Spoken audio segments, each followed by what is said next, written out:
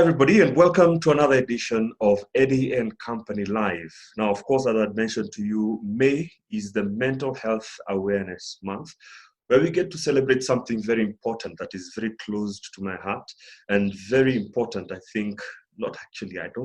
believe it's a very important discussion for all of us, especially in these times we're in right now.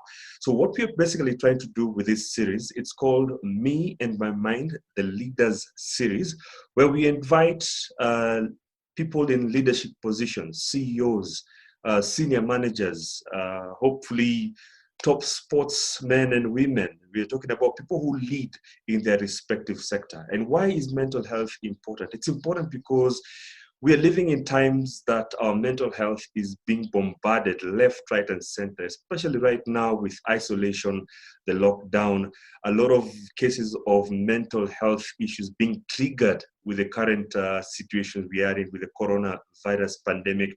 And that all is bringing into question, are we taking care of our mental health? Are we taking care of our very important well-being?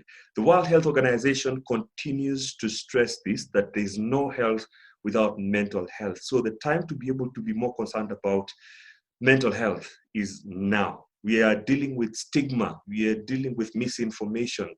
And right now, every corner you turn to information-wise, there's so much information coming out, and it's also another issue that we have to deal with, because that information also gets to affect us in various ways. Now, Me and My Mind, the Leaders Series, is all about getting top leadership, talking about mental health. And in this conversation, we want them to be part of this agenda.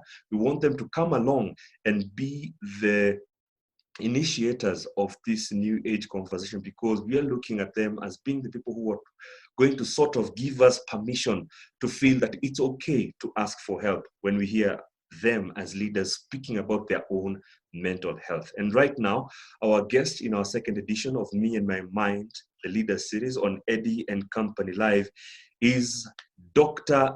Donald Othoro. He is a CEO of Dial Daktari and a wellness and behavioral entrepreneur. Daktari, karibu sana and welcome to the show. Thank you very much, Eddy. Thanks for having me. Now, of course, the conversation is something that is very familiar to you, mental health. And I'm really honored that you've given us this privilege to talk to you. You're based in the UK, but of course, when kijana wa nyumbani hapa, and we are glad that you're doing big things with Dial Daktari. And I'd like to ask you a little bit about that. But before you answer, how are you coping with this coronavirus pandemic in your own environment? How are you dealing? How are you, by the way? I'm good, but it's as you so correctly said, this thing has been such an interesting phenomenon in our generation, our time. And one of the things it's done is it's made me really think about a lot of the things that I do and a lot of things that we all do together. And in terms of coping, I think coping is on a day-to-day, week-to-week basis, because every single day things change. And one of the things that I think I've been looking at is how this time just defines who I am as a person, as a character, as a husband, as a father, as an entrepreneur, as everything. It's almost like the great revealer of there's no part of our lives that's hidden. Every single part now is up for analysis. So we're doing good here. It's a good, bright, sunny Monday. Yeah, no, it's a really, really interesting time. And I think as the conversation goes on today, we'll be able to just explore all the different things, the different facets. Fantastic. I was calling this the greatest equalizer, the greatest disruptor that we are going through. And it's just put everything out there into the open. We've been talking about disruptors in innovation and technology, but this one has properly disrupted so much in our lives. We have a new term to it. It's now we're experiencing the new normal. Now, just before we get deeper into matters new normal and mental health, just tell us a little bit about this sector that you've embraced so well, that is telemedicine. And of course, congratulations for your latest collaboration with Telkom Kenya. But first, before you tell us about that, what is Dial Daktari?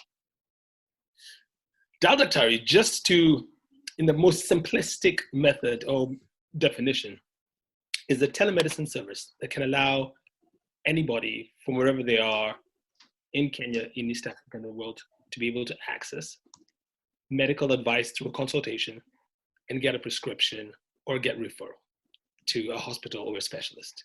So it's simply a primary care system that we had by and large lost as Kenyans as well, because we just got used to going to hospitals for every single ailment because general practitioners kind of disappeared from community. I remember when we were growing up, we all had our GP, either the family friend or there'd be somebody who, you'd always go and call on for every single condition.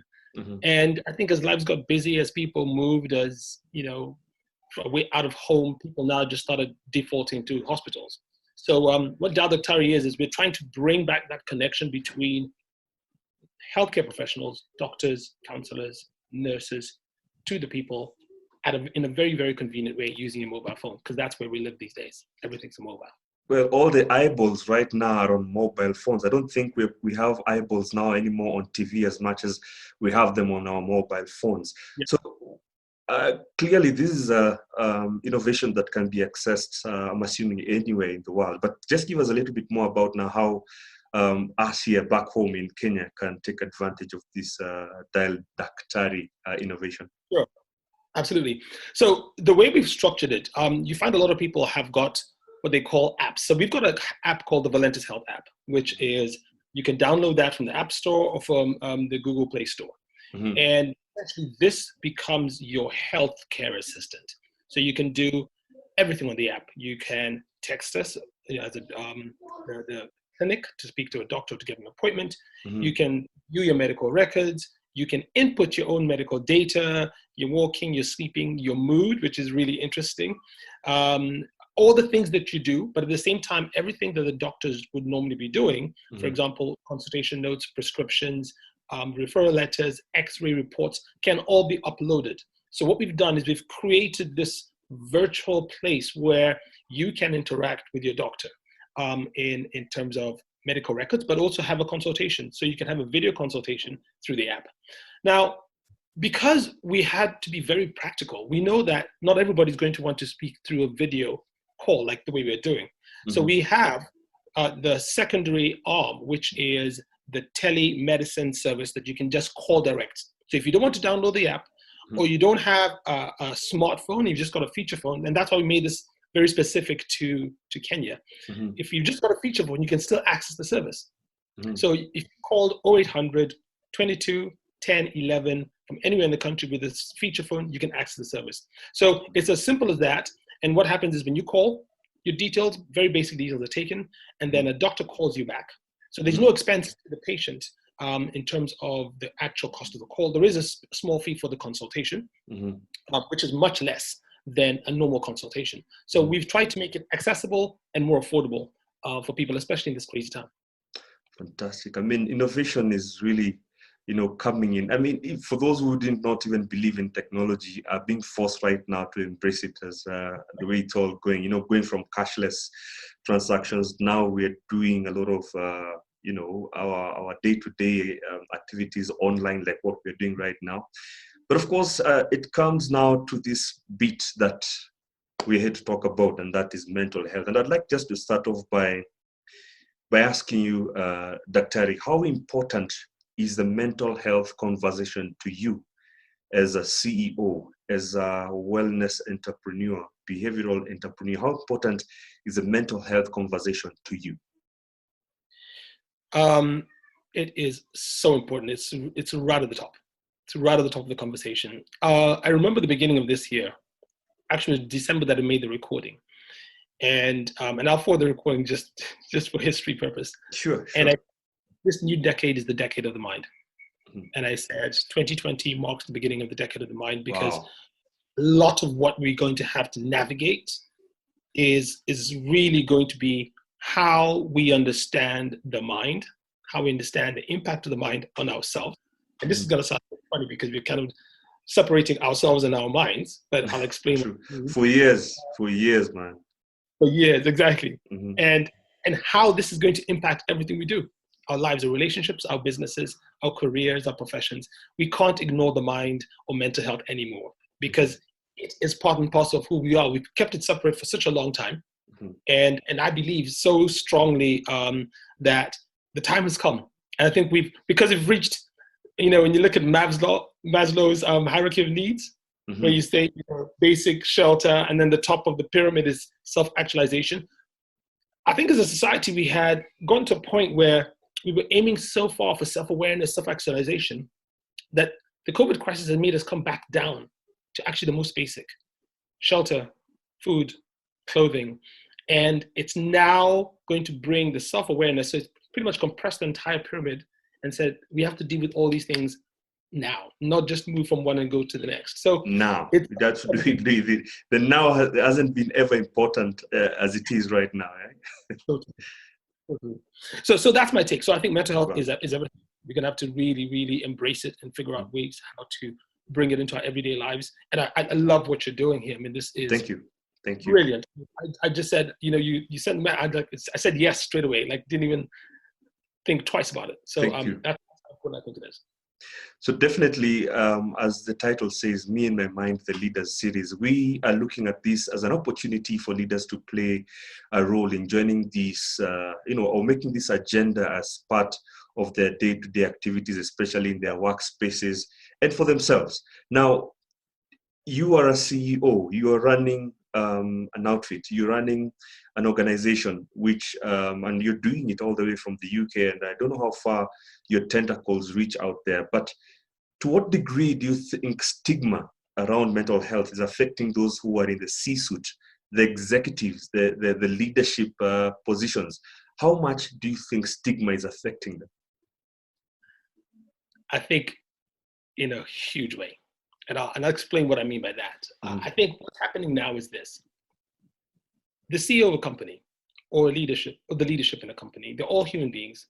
They've all got the same anxieties and angst that we are all going through, myself included. And that's why I'm not taking myself out of that conversation. And so what's happening is this. We have the stuff that's going on internally. So anxiety about your own health, health of your friends and relatives, or let's just say relatives for now, parents, all that. That's under the microscope. And then you've got to think about how this is impacting your life, your finances, your career, whether or not you're going to still be in an industry or job when we get through this. Then you've got to deal with the whole company or the positions you're in, and you've got to run, you've got to function. And it's very hard, I think, for C-suite to make decisions when they're not used to having all the information at hand. Yes, true. And that's a difficult place to be. True. And when you don't have the information at hand, it's very hard to make a decision. When it's very hard to make a decision and people are looking to you to make a decision, then you start to really think about your capacity and capabilities to do the job that you're actually hired to do. Doubting yourself. Are you up to it? Do you deserve to be there? That doubt can actually crush you, eh? It can, because there's the imposter syndrome, which we all know about, that, some people have to various degrees. And the imposter syndrome now, if you had it and you shielded it because you had quarterly reports or quarterly meetings and your team was functioning well, now that you don't have that and everyone's looking to you, it's whether or not you feel you're capable of doing the job that you've been put in there to do. And True. Can you lead? Can you be nimble? And I think also in the corporate world, it's very difficult to innovate or pivot really quickly because you need consensus and you want everyone to feel that we all are doing this. Is everybody okay? Okay, so if you go and make that first step, you don't want to be the person who made the step and then everyone said, oh, we warned you. So there's no time for consensus. There's no time for buy-in now. You've got to make decisions and you've got to make quick decisions. And if you look at some of the leaders who make quick decisions, who've gone at it from a real guttural place, they made good decisions. But if you're in an industry that potentially your job is on the line in 3 months, if you make a bad quarterly decision now, then it's very difficult. So your mental health, so the stress levels, I think, are really high in this. And I think the conversation needs to actually start right at that top. True. And before, when we do mental health programs, I'll just say this one last thing, it would always be for the staff. Exactly. That's what it was. Valentis Health would be called in to do a wellness program and be like, okay, the staff are very stressed and we need to have a stress and mental health program for them. Now I'm like, actually, we need to start with management, senior True. management, and that's where we need to talk about these things. Top down as opposed to any other way. Start from the top, because again, the people down here who will be looking up, or who are looking up to the CEO to help them sail through these times that are, or even personally going through, it would be ideal bringing the leaders on the same table and taking them through this wellness training and all that. That's what I believe you mean. Yes, totally. And we've designed the program for that specifically. Fantastic. Just to now come to you, Doc, you and your mental health. I mean, I'm honored, of course, that you've agreed to have this conversation, a very tough conversation for many people, especially leaders. What made you comfortable talking about this, accepting that you can come here and allow me to talk to you about your, now that we are going into your mental health and well-being, and how you're managing it, if you've gone through episodes of mental illness, mental challenge? What is it? I think, as you asked the question, I'll just just going through my head. Self-awareness. Yeah. I think self-awareness is really important in this whole conversation, because I think my ability to be able to self-audit, my ability to be able to look at the different sides of who I am, and I think one of the things is, when you're an entrepreneur, you're out there, it's a jungle, and nothing is as it always is. True. You always have to pivot, keep pivoting about ideas and things.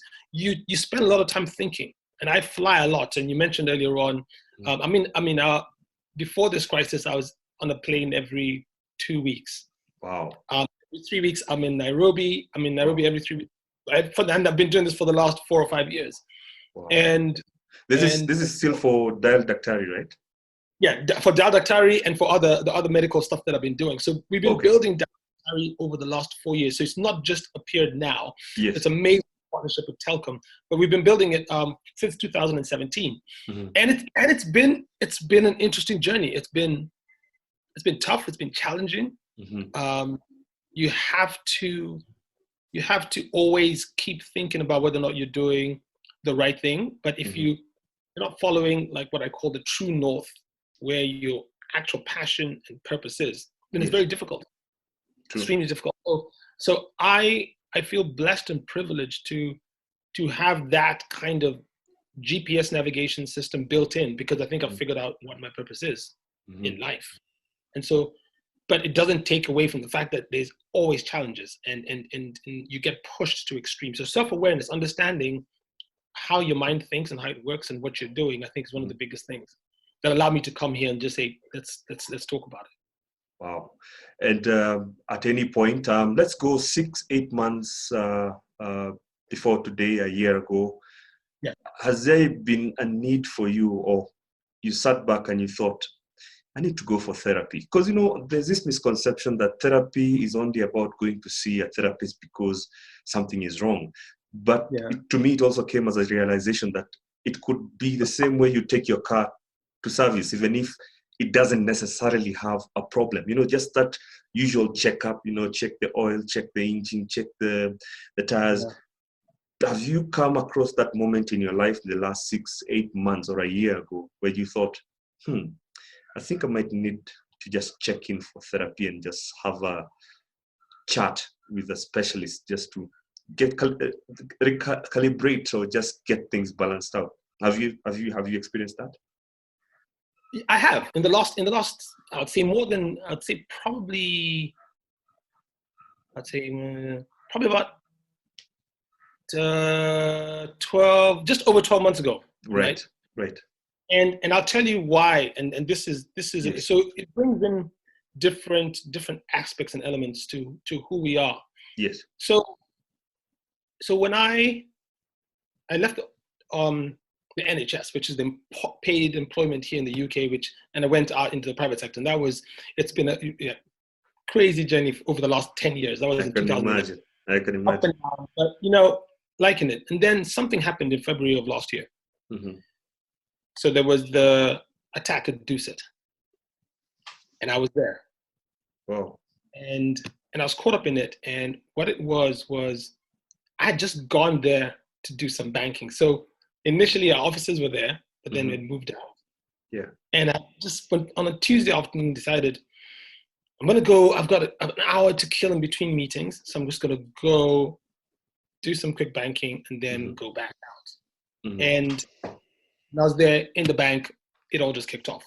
And we had, initially just sounded like a truck had smashed a wall.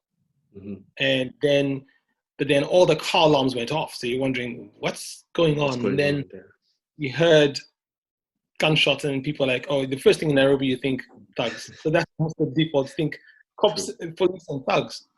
And it just went on for a while. So there's this state of not knowing what it was. And then as we were standing there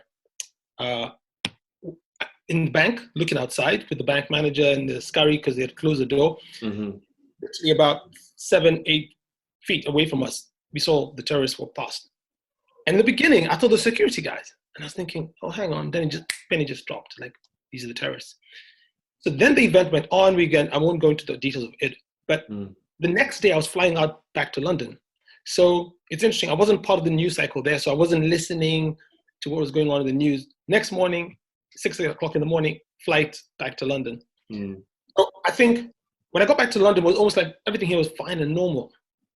There was no news about anything, and I was getting my news obviously from the internet and from your phone, messages from your friends. Exactly. And so people from all over the world, because the newspaper clippings are coming out, and I was in one of them. So they're like, "Oh my gosh, you care!" Like, wow. And so people are sending me messages. Oh my goodness, I've not heard some people from medical school from when I was in Cape Town. Like that's almost 20 years ago. So when I got here, it was almost like business as usual. Whereas in Kenya, I think people were interacting with others and friends were sitting down, people were debriefing and talking through it. I got back here and I had patients that morning. So I flew out in the morning, got in the night, next morning I had patients here. And so I had to think really deeply because my sister kept asking me, are you okay? And I'm like, because of the experience, because of what you saw. What are you doing? Yeah. And, how are you doing? How quick you had to go back. Yeah. It was just a flurry of many things happening at the same time. And at the same time, here I am saying, oh, I'm a doctor. I need to understand that mental health and post-traumatic stress can exist. And I need to be careful that I don't just kind of normalize it and go on.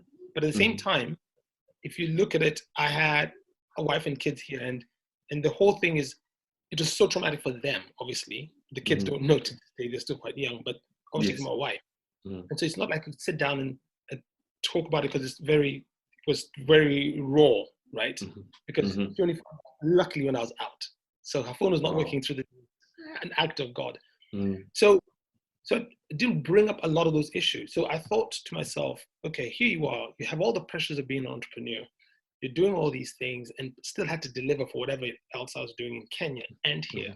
But then still be able to now have to deal with this and knowing that I can't just push it under the carpet. So I really contemplated, and I knew that if I could get in touch with somebody here or get in touch with somebody in Kenya. Yes. But at the same time now, there's all the pressures that were going and busyness and life just gets really involved. So that's right. I really had to think about it. And I didn't go to a professional. What I think is, and I think it's a very interesting question because I think maybe there'll be a point when I'll just say, look, I really need to sit down and because the treadmill's still running. True. But I went, I think I defaulted to a state of gratitude. So I went just extremely grateful for every single thing that I have. And that was quite powerful. I never realized how powerful it was. Because this is just because you thought you needed to just sort of slow down. Yeah. Wow. I needed to do something in a health. I felt, and I suppose I'm just a little bit lucky to have a little medical knowledge. Yeah. I needed to do something. I couldn't just let it be. Exactly. I started to really be grateful for small things. I mean, and I used to think to myself, when people say, and they say the prayers and say, I'm grateful that I'm alive. For the first time, I understood what the meaning of being grateful to be alive is. And when I would say it, I would actually say those words very slowly. So it was an interesting mental place because I had to now strip away the profession, the career. Exactly. Just remain Donald Othoro. Yeah, just me who had been through an event, just the same way we're in the same, hiding in the same vault for like 2.5 hours with a cleaner. Yeah. The same emotions some people went into very interesting places. I remember taking it in, and I was standing in the vault, and then there's a guy who just didn't say a word the whole time. There was a lady who was on her phone talking in normal language and normal voice, and everyone was like, stop it, like, what are you doing? And then there was somebody who was just quietly crying in the corner. And so everybody was dealing in different ways. And there were some people who were getting really emotional, then they had to be calmed. I can imagine. There's so many different aspects and emotional things that were going on. Yeah. And so everyone was just a person. Everyone was just a person who was going through something. So did you manage to sort of just have that moment to just see a professional, or as you said, you didn't see a professional, but you took time to actually speak to somebody? So I think I spoke, it was almost like, like those pressure cookers. Yes. When you're a kid, and you have that thing when they just lift the lid of the pressure cooker. Yes. It comes back down, and it goes back down. Yes. And so eventually, what I did, I found that speaking to people in small bits, like just I get you now. Exactly. About the event and not ignoring the event. Exactly. That was a trick there, then, I believe. That was the thing. And it's as opposed to, I think, telling it as a story. Yes. I told it as an experience. And every time I did say it, I relived it in a small way that allowed me to not have blocked it out completely. Exactly. So that leads me to the next question. Then what do you think then makes it very hard? Look at the position you're in. You had so much on your plate, but you still had to balance it out with all that was happening to you at that time, which I think is the same scenario with a lot of CEOs, senior managers out there. They're balancing so many, things on their plate and just trying to get everything. What makes it hard for people in these positions then to actually ask for help? What makes it hard? You had your own way of doing it. You spoke to people in beats. You did not want to sit down and talk about a whole story. What makes it hard for leaders then to go out there and ask for help? I think, and then just a caveat to that, I'm not saying I will not. That I will say, like, if I start to think, oh, there's something going wrong, I think I will still at some point sit down, debrief, with somebody. Yourself, or with somebody, okay. With somebody. Yes, with somebody. Definitely. I think there is still a role because PTSD is not just something that happens now. Yes. After the event, you can have it 2 years down the line. So there has to be this, I think, awareness that it can still come back if you don't address, whatever it is. But I think it's difficult because I think we're taught not to show vulnerability, because vulnerability is a sign of weakness. Yes. So, especially in the African society. And in men. In men in the African society, you've got two things there. Men, African society, and then positions of leadership. So take those three things. And you're told you're supposed to be a strong man. And as boys, one of the most damaging phrases, I wrote a piece on that, is be a man. You should never tell a boy to be a man. Yeah, man up. Man up. Kangumu, jikaze kidynamo. Those words that have been thrown about, bandied around here, but it actually sinks in. It sinks in. And if you show vulnerability, then what you're doing is you're exposing your weakness. Exposing yourself, and you're exposing your weakness. And this is what I think is so admirable what you're doing, Eddy, because in having these conversations as men, as African men, we need to have these conversations about our mental health. Yes. So much in terms of, like every aspect of society. True. So a CEO who's running a particular company, or an entrepreneur, or a leader, and if they show this stone cold persona, then what happens is then the team they lead will adapt those traits as well, and they will do and say things that they think that that person wants to hear, or they think what needs to be done. But also they will not come out when they're struggling. So suddenly somebody loses the job and you didn't realize, you didn't just take the time to say, what's going on? The person says, listen, I've struggled with depression since I was a teenager, and I just had a really bad bout from January of this year. And that's why I've not performed in the last 2 quarters. And I just need some help. Now, if somebody cannot come out and say that, and they lose their job, and then they lose their livelihood, and the company goes through, turmoil. If the CEO, I use this phrase, gave people air cover to be able to come and talk about things, Exactly. then I think what happens is people would go and say, okay, I'm struggling with, I am this position, but I'm actually having domestic issues at home. And now it's become two. The proverbial open door policy, I think, was not taken seriously, or it was not taken literally. It was just taken as a policy, but on paper, or sort of. I'm available. Exactly. And nobody comes, and nobody shows up because people are either scared. Because also, this is another thing. Exactly. Yeah. I had a very interesting conversation a few weeks back. So we were doing this webinar, and the technical side of the webinar just failed. And like yesterday, like Zoom was out. I didn't realize this. And I was trying to link in with my family to discuss something. It just kept going on. And I thought there was something wrong with my system. But we had a technical failure. We could not do the webinar. So 20 minutes in, and we could not link Facebook Live with the thing. And I just said, what would have happened in the corporate world? And somebody said, oh my gosh, people would have lost jobs. Oh, yes. Like, the IT will be on the line. The IT guys will be on the line, man. And I literally said, why? Because perfection is what is admired. Perfection is admired, right? Powerful. That's powerful, man. And that's, if you're not perfect, then you are substandard. Any display of imperfection it's binary. It's like a switch. It's on and off. You can't be in the middle. You can't be a human being learning things, and we learn through failure. No, not in the corporate world. There's no learning through failure. And I think a very toxic culture has been built that if you even now display it emotionally, it means you're imperfect. It means you're not up to the job. And so people hide. And so CEOs will hide from the board. And C-suite will hide from the CEO. And they just won't bring these things. And so that's the issue that can happen. And that's the toxic environment, I think, that happens in leadership. And when you have people like the Canadian Prime Minister, the New Zealand Prime Minister, just really being open about the thinking and the decisions, I think what they're doing is building a culture in the whole country of, hey, we can all make mistakes and we can learn from our mistakes.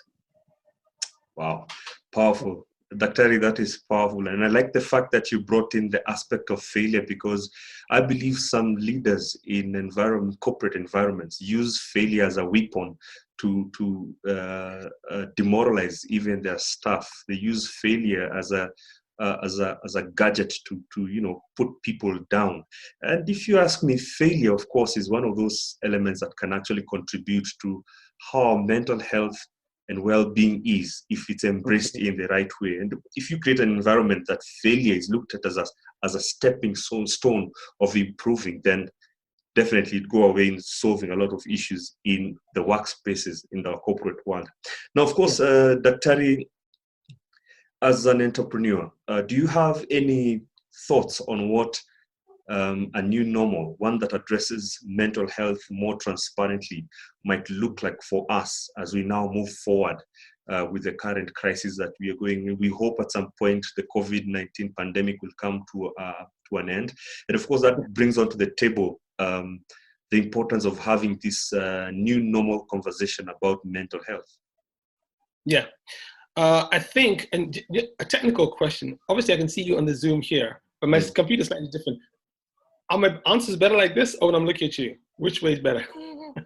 It's all good. It's all good. Yeah, it's all good. A lot there. Yeah.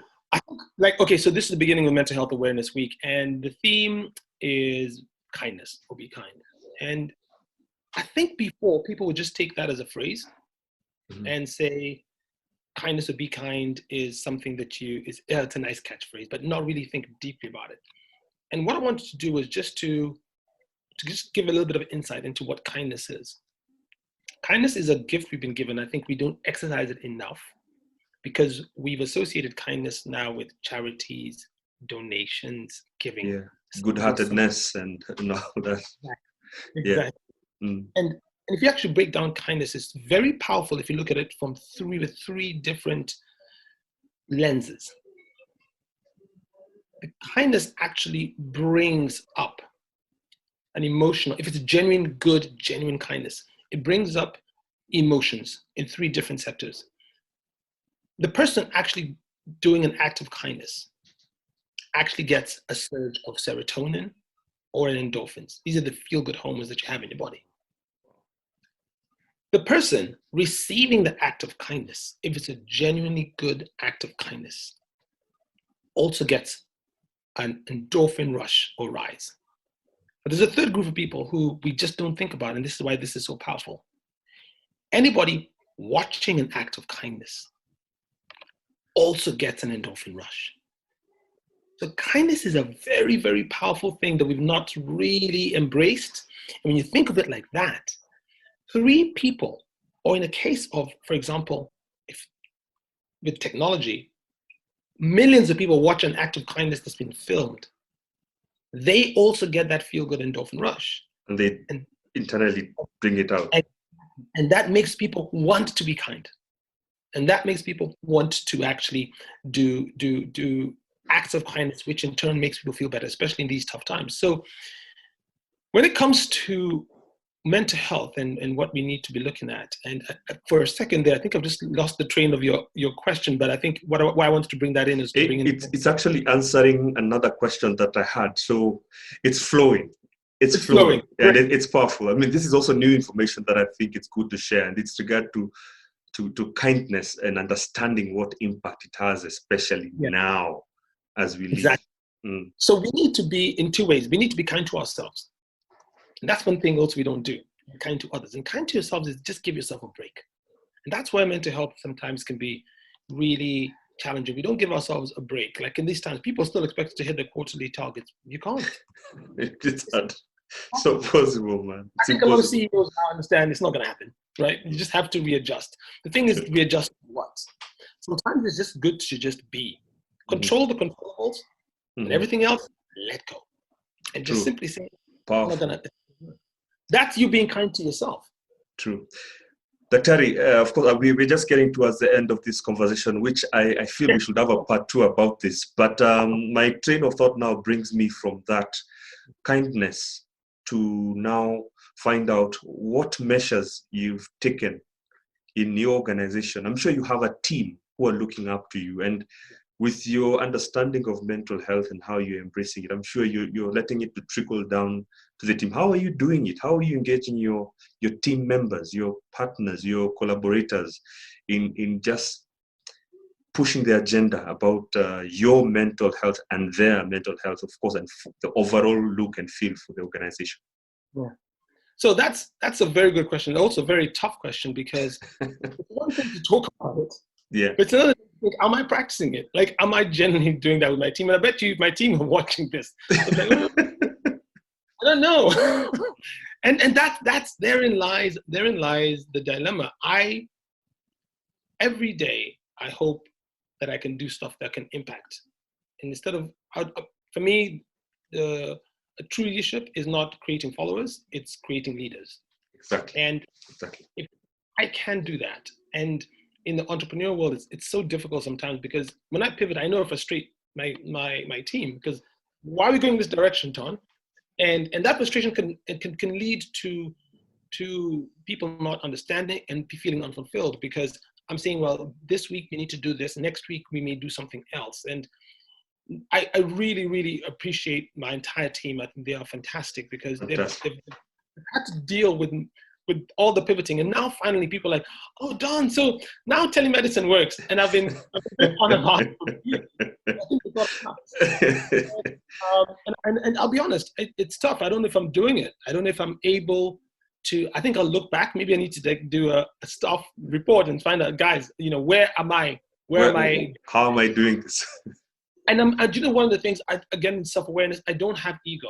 I don't have ego to say that I know it all. Exactly. So I'm happy for people to tell me, challenge what I'm saying and to say, Yes. you're right or maybe wrong. Mm. I hope that, now that we're coming to a place of stability, because to be honest, the last 8 months have been very unstable because the economy was shifting. And so we're going to a downturn. So in terms of the business, it was very different. Now the partnership with Telcom, which is fantastic, and people needing telemedicine. We won't go into those details. It's something else. But I've always also felt the pressure. So the pressure as a CEO of, am I doing right by my people? Am I actually doing it the right way? Right. Fantastic. Again, we're just wrapping this up. Daktari, what is the best leadership advice you've ever gotten?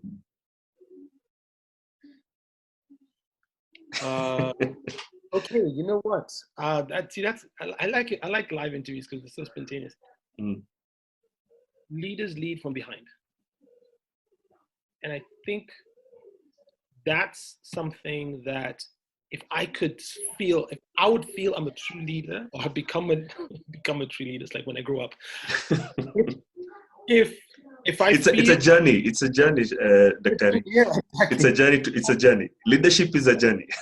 Yeah, it's a journey, and if I can feel that I can get to a point when, like Bill Gates. Now he doesn't do anything in Microsoft. It runs on its own.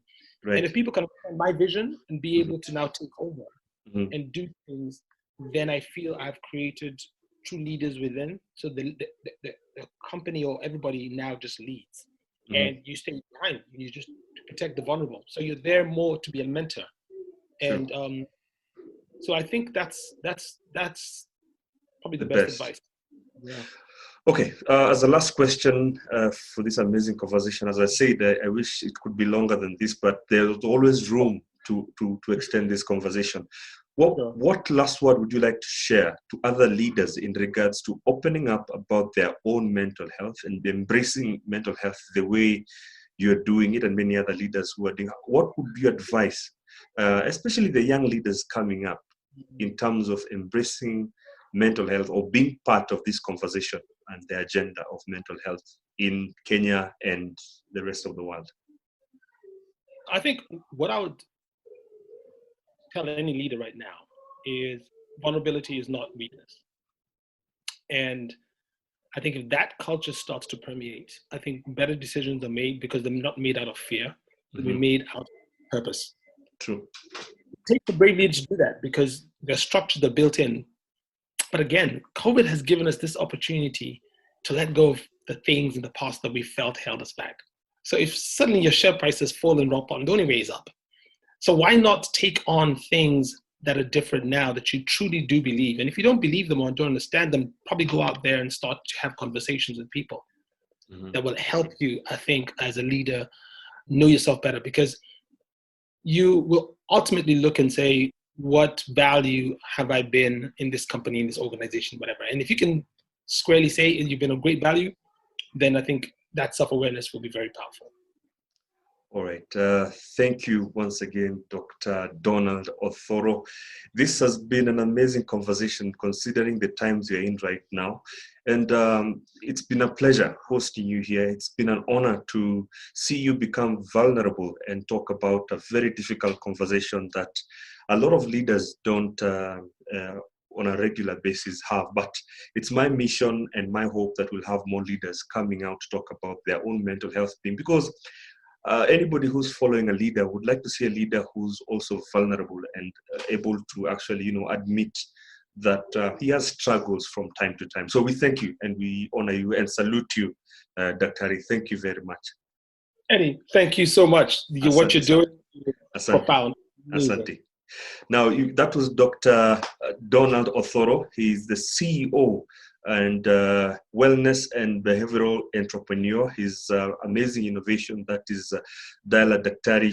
Dial Daktari. You should be able to just get it on. Actually, how can we get access and more information about Dial Daktari, Doc? Simple number. It's 0800 22 10 11 or dialdaktari.com. Even just do a simple search on Google, you'll definitely get it. Yeah. Yes. All right. All right, thank you so much. And until next time, guys, thank you for spending time with us here. We'll continue doing this. We are talking to many other leaders. We have a surprise guest coming up at the end of this week. We hope it all goes out and everything goes well. And we are planning as we go ahead so that we can continue celebrating this very special month of May, which is a Mental Health Awareness Month. Kwaheri, remember, keep safe, keep your hands clean, isolation, keep your distance, be kind to yourself, have some self-care, have self-compassion, and you'll have something to give to the person next to you. Until next time, bye-bye.